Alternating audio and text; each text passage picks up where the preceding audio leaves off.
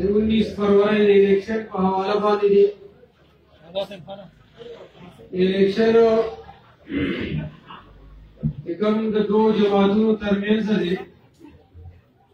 هغه د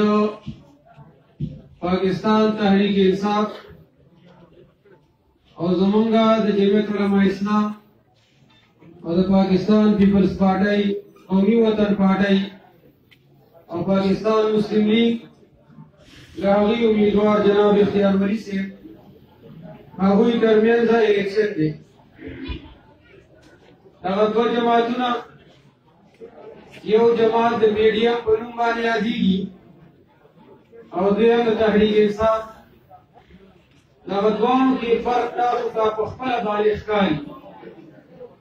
کم جماعت د پاکستان د عوامو دپاره څه کړي